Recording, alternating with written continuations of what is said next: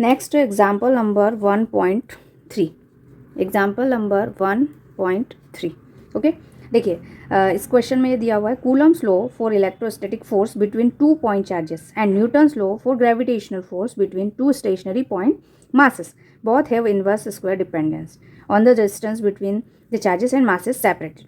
Okay, दोनों के फॉर्मूले अगर हम लिखें कूलम्स लॉ के बारे में अगर आप लिखें तो कूलम्स लॉ क्या होता है, कूलम्स लॉ दो चार्जेस के बीच में फोर्स होता है। ओके, और उसकी वैल्यू होती है F = K Q1 Q2 divide by R square. Okay, ये दो चार्जेस हैं आपके, ये Q1 है और ये Q2 है। ओके, दोनों के बीच का डिस्टेंस क्या है, R। क्लियर। और अगर मैं ग्रेविटेशनल फोर्स के बारे में लिखूं, ग्रेविटेशनल फोर्स, तो ग्रेविटेशनल फोर्स क्या हो जाएगा, ये ओनली अट्रैक्टिव होता है, ये कूलम फोर्स जो है वो रिपल्सिव और अट्रैक्टिव दोनों होता है। ओके, तो ग्रेविटेशनल फोर्स जी, एफ जी और एफ ई लिख लीजिए ऐसे।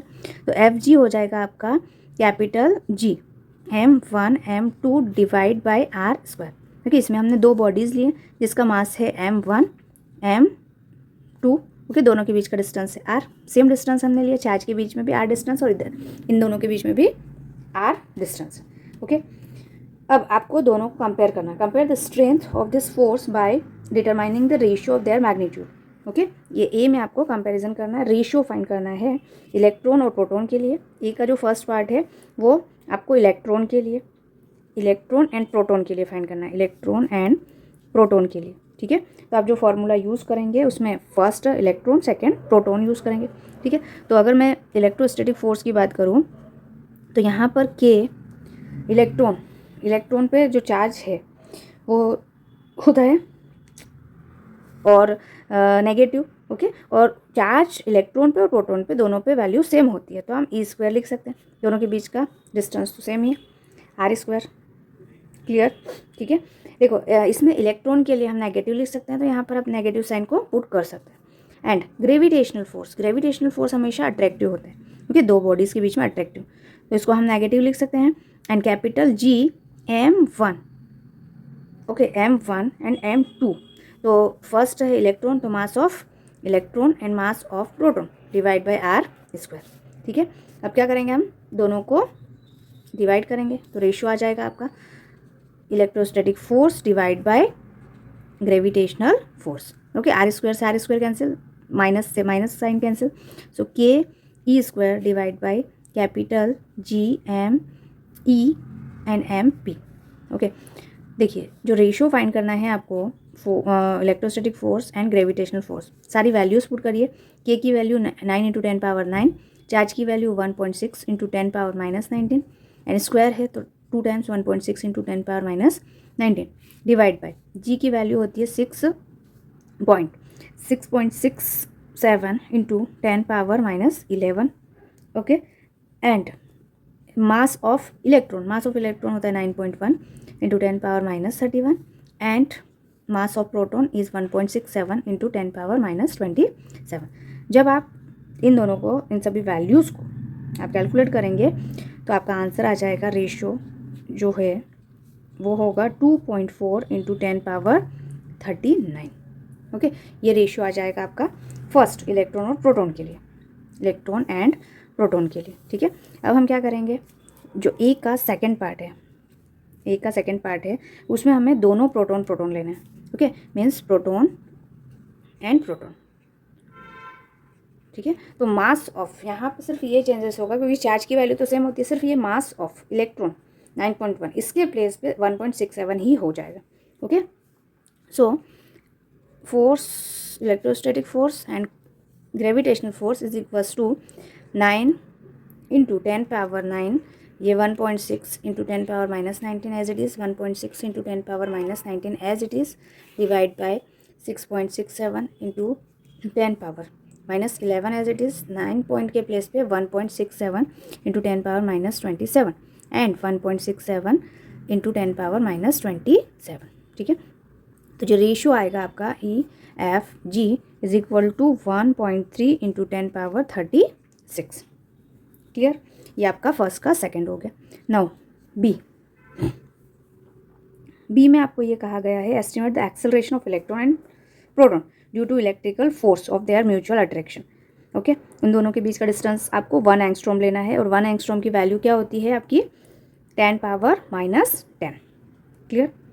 Okay, mass of electron, mass of proton, ये सारे वैल्यूज़ आपको गिवन है। ओके, चलिए अब आप क्या फाइंड करना है आपको? एक्सेलरेशन। ओके, एक्सेलरेशन फाइंड करना है, किसके लिए फाइंड करना है आपको? इलेक्ट्रॉन के लिए और प्रोटॉन के लिए। तो हमें फोर्स, जो इलेक्ट्रोस्टैटिक फोर्स है वो आपको पता है। फोर्स जो इलेक्ट्रोस्टैटिक फोर्स होता है वो ke² डिवाइड बाई r²। सारी वैल्यूज़ जब हम पुट करेंगे तो इलेक्ट्रोस्टैटिक फोर्स की वैल्यू आपकी 2.3 × 10⁻⁻8 आएगी। दोनों चार्ज के बीच में फोर्स की वैल्यू तो सेम है, ओके, न्यूटन। लेकिन यहाँ पे अगर मैं फॉर इलेक्ट्रॉन की बात करूँ तो फोर्स इलेक्ट्रोस्टैटिक ही होगा, लेकिन यहाँ m मास इलेक्ट्रॉन का आ जाएगा, m a एक्सेलरेशन भी इलेक्ट्रॉन का। तो इलेक्ट्रॉन का एक्सेलरेशन फाइंड करने के लिए हम फोर्स की वैल्यू में डिवाइड करेंगे mass of electron. Okay, force की वैल्यू में हमने मास ऑफ इलेक्ट्रॉन ले लिया। ओके, अगर मास ऑफ इलेक्ट्रॉन हम लेते हैं तो वैल्यू लिख दीजिए, फोर्स की वैल्यू तो ये है आपकी 2.3 × 10⁻�8। तो mass of electron is 9.1 × 10⁻31 kg। ठीक है, तो एक्सेलरेशन आपका आ जाएगा 2.5 × 10⁻22 मीटर/सेकेंड स्क्वायर। ठीक है, अगर फॉर प्रोटॉन के लिए बात कर रहे हैं, तो फोर्स तो वही आएगा, इलेक्ट्रोस्टैटिक फोर्स। यहाँ पे हो जाएगा आपका m for proton, okay, and acceleration for proton. तो acceleration AP is equals to force 2.3 × 10⁻⁸ and divide by 1.67 × 10⁻27। तो एक्सेलरेशन प्रोटॉन के लिए 1.4 × 10⁻19 मीटर/सेकेंड स्क्वायर होगा। Clear? Okay, next example 1.4। Example 1.4। Okay, इसमें ये कहा गया है कि एक charge metallic sphere A is suspended bye a nylon thread. एक नायलॉन थ्रेड के थ्रू एक ये चार्ज स्फीयर लटकाया है, सस्पेंड किया हुआ है। Another charge metallic sphere B held by an insulating handle. ये इंसुलेटिंग हैंडल के थ्रू दूसरा चार्ज स्फीयर को आपने कैरी कर रखा है, ओके, क्लोज टू। अब आप इस चार्ज को, इस स्फीयर को ए के पास में लेकर आए। Okay, distance between them is 10 centimetre. ये जो डिस्टेंस है ये फिक्स है, ओके। अब आपको क्या कहा गया है? The resulting repulsion of A is noted. ये जब आप बी को ए के पास में लाओगे, कॉन्टेक्ट में लाओगे, तो यहाँ पर पॉजिटिव चार्ज, ये भी पॉजिटिव, तो रिपेल होगा, तो ए पे फोर्स लगेगा, रिपल्सिव फोर्स लगेगा, ओके, रिपल्सिव फोर्स लगेगा। तो sphere A and B are touched by the uncharged sphere. उसके बाद में रिपल्सिव फोर्स आपने फाइंड कर लिया। फिर आप क्या करो, ए को और बी को अनचार्ज स्फीयर के कॉन्टेक्ट में लाओ और सेपरेट कर दो। ठीक है, तो उस पर जो चार्ज की वैल्यू बची हुई है, चार्ज की वैल्यू जो है वो, और डिस्टेंस जो है वो हाफ हो जाता है। चार्ज की वैल्यू भी हाफ हो जाएगी, डिस्टेंस भी हाफ हो जाएगा। कैसे? तो देखो, हमने क्या किया, इनिशियली आपके पास एक स्फीयर है, ये ए है आपका स्फीयर, इस पर चार्ज की वैल्यू सपोज आपने क्यू रखी है, ओके, और दूसरा ये बी स्फीयर है, ये कौन सा स्फीयर है आपका बी, इस पर चार्ज की वैल्यू आपने क्यू डैश लिया है, उसको इंसुलेटिंग हैंडल से आपने इसके कॉन्टेक्ट में लेकर आए, ओके। दोनों के बीच का डिस्टेंस हम अभी आर मान लेते हैं, ठीक है। जब आप फॉर्मूला डिराइव करेंगे तो वैल्यू पुट कर देंगे, अभी आपका आर है। तो फोर्स कितना हो जाएगा, रिपल्शन, जो रिपल्सिव फोर्स है वो कितना हो जाएगा, तो F is equals to K Q into Q dash, okay, divide by R square. तो ये आपका हो जाएगा इनिशियल स्टेट पे जो फोर्स होगा ये।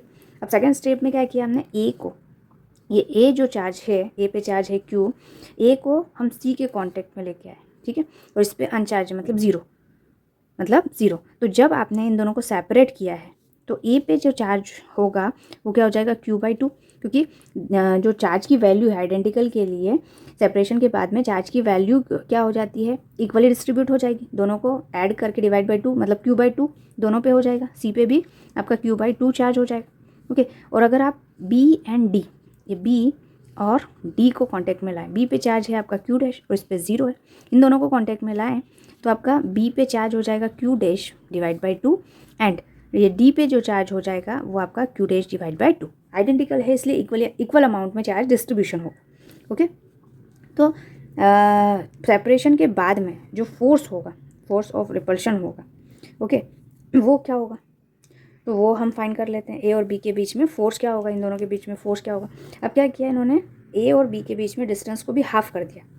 ए पे अब चार्ज हो जाएगा आपका Q/2 एंड बी पे चार्ज हो जाएगा Q'/2 और दोनों के बीच का डिस्टेंस पहले R था, अब हाफ कर दिया, R/2 कर दिया।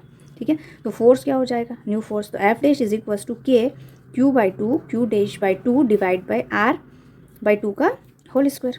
Okay, so F dash is equals to K, ये Q है, ये Q dash divide by 2 into 2 4 and this is R square, 2 square मतलब 4 ऊपर चला जाएगा, 4 से 4 कैंसिल आउट हो जाएगा and F dash new force जो होगा वो Q dash divide by R square and F dash is equal to F, मतलब जो पहले फोर्स था वही बाद में।